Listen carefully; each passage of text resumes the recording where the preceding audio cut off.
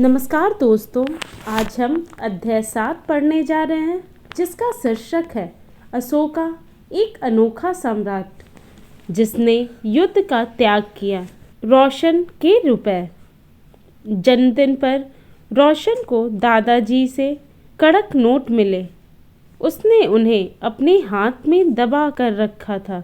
उससे एक नया सीढ़ी खरीदने का बहुत मन था, लेकिन साथ ही वह बिल्कुल नए कड़क नोटों को देखना और छू कर महसूस करना चाहता था। तभी उसने पाया कि सभी नोटों में दाहिनी तरफ गांधी जी का मुस्कुराता चेहरा बना हुआ था और बाईं तरफ छोटे छोटे शेर चित्रित थे। उसने सोचा, आखिर यहाँ शेर क्यों बने हुए हैं? एक बहुत बड़ा राज्य, एक साम्राज्य। हम जिन शेरों के चित्र रुपयों पैसों पर देखते हैं, उनका एक लंबा इतिहास है। उन्हें पत्थरों को काटकर बनाया गया और फिर उन्हें सारनाथ में एक विशाल स्तंभ पर स्थापित किया गया था।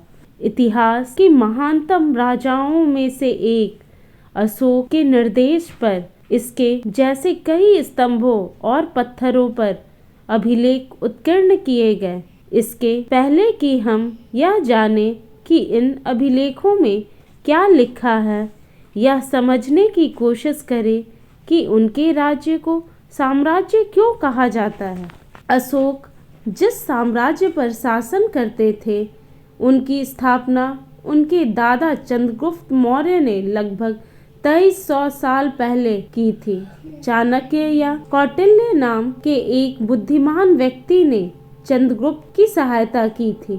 चाणक्य के कई विचार हमें अर्थशास्त्र नाम की किताब में मिलते हैं।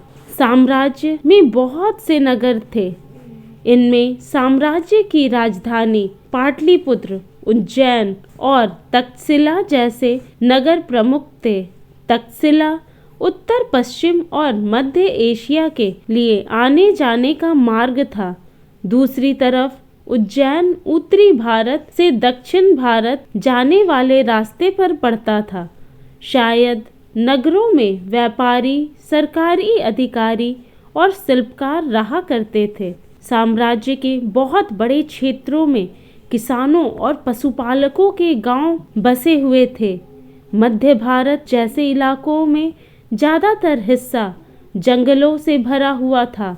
वहाँ पर लोग फल फूल का संग्रह और जानवरों का शिकार करके जीविका चलाते थे। साम्राज्य के अलग अलग इलाकों में लोग भिन्न भिन्न भाषाएं बोलते थे। वे लोग शायद अलग अलग प्रकार का भोजन करते थे और यहाँ तक कि अलग अलग किस्म की पोशाक भी पहनते थे। राज्य साम्राज्य से कैसे भिन्न है? चूंकि साम्राज्य राज्यों से बड़े होते हैं और उनकी रक्षा के लिए बड़ी सेनाओं की जरूरत होती है, इसलिए सम्राटों को राजाओं की तुलना में ज्यादा संसाधनों की जरूरत होती है। इसी कारण उन्हें बड़ी संख्या में कर इकट्ठा करने वाले अधिकारियों की जरूरत होती है। साम्राज्य का प्रशासन।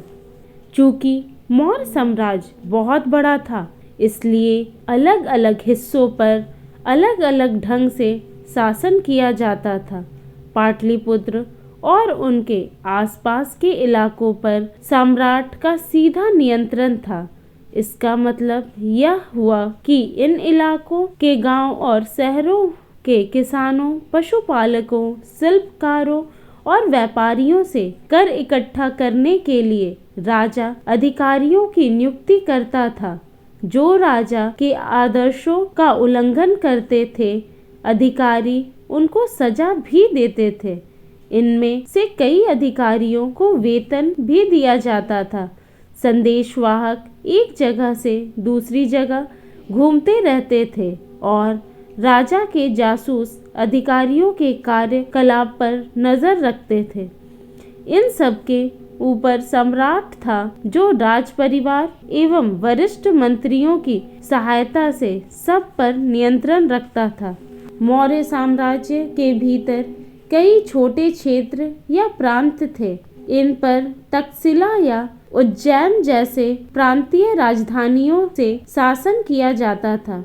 कुछ हद तक पाटलिपुत्र से इन क्षेत्रों पर नियंत्रण रखा जाता था और अक्सर राजकुमारों को वहां का राज्यपाल बनाकर भेजा जाता था।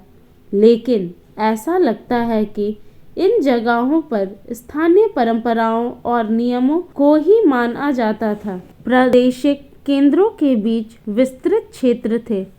इनके इलाकों में मौर्य शासन सिर्फ मार्गों और नदियों पर नियंत्रण रखने की कोशिश करते थे, जो कि आवागमन के लिए महत्वपूर्ण थे। यहाँ से उन्हें जो भी संसाधन कर और भेंट के रूप में मिलते थे, उन्हें इकट्ठा किया जाता था। उदाहरण के लिए अर्थशास्त्र में यह लिखा है कि उत्तर पश्चिम कंबल के लिए और दक्षिण भारत सोने और कीमती पत्थरों के लिए प्रसिद्ध था। संभव है कि संसाधन नजराने के रूप में इकट्ठे किए जाते थे और अंत में जंगल वाले इलाके आते थे।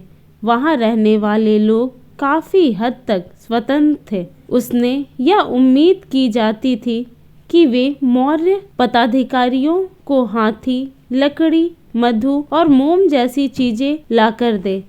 अशोक एक अनोखा सम्राट। अशोक मौर्य वंश के सबसे प्रसिद्ध शासक थे। वह ऐसे पहले शासक थे जिन्होंने अभिलेखों द्वारा जनता तक अपने संदेश पहुंचाने की कोशिश की। अशोक के ज्यादातर अभिलेख प्राकृत भाषा और ब्राह्मी लिपि में हैं। अशोक का कलिंग युद्ध। कलिंग तटवर्ती उड़ीसा का प्राचीन नाम है। अशोक ने कलिंग को जीतने के लिए एक युद्ध लड़ा, लेकिन युद्ध जनित हिंसा और खून खराबा देखकर उन्हें युद्ध से वितृष्णा हो गई। उन्होंने निर्णय लिया कि वे भविष्य में कभी युद्ध नहीं करेंगे। अशोक का धर्म क्या था? अशोक के धर्म में किसी देवता की पूजा अथवा किसी कर्मकांड की आवश्यकता नहीं थी। उन्हें लगता था कि जैसे पिता अपने बच्चों को अच्छे व्यवहार की शिक्षा देते हैं, वैसे ही यह उनका कर्तव्य था कि अपनी प्रजा को निर्देश दे। वे बुद्ध के उपदेशों से भी प्रेरित हुए थे। ऐसी कई समस्याएं थी जिनके लिए उनमें संवेदना थी। उनके साम्राज्य में अलग अलग धर्मों को मानने वाले लोग थे और इससे कई बार टकराव पैदा हो जाता था। जानवरों की बलि चढ़ाई जाती थी। दासों और नौकरों के साथ क्रूर व्यवहार किया जाता था। इनके अलावा परिवार में वे पड़ोसियों के बीच भी झगड़े होते रहते थे। अशोक ने यह महसूस किया कि इन समस्याओं का निदान कर उनका कर्तव्य है।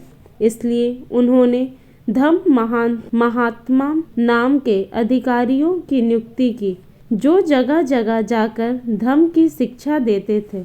इसके अतिरिक्त अशोक ने अपने संदेश कई स्थानों पर शिलाओं और स्तंभों पर खुदवा दिए। अधिकारियों को यह निर्देश दिया गया कि वे राजा के संदेश को उन लोगों को पढ़कर सुनाएं जो खुद पढ़ नहीं सकते थे। अशोक ने धम्म के विचारों को प्रसारित करने के लिए सीरिया, मिस्र, ग्रीस तथा श्रीलंका में भी दूत भेजे। उन्होंने सड़कें बनवाई, कुएं खुदवाए और विश्राम गृह बनवाए। इसके अतिरिक्त उन्होंने मनुष्यों व जानवरों की चिकित्सा की भी व्यवस्था की। धन्यवाद दोस्तों। प्लीज़ मेरे चैनल को लाइक, सब्सक्राइब और शेयर कीजिएगा और कोई सुझाव हो तो कमेंट बॉक्स में ज़रूर लिखिएगा। धन्यवाद।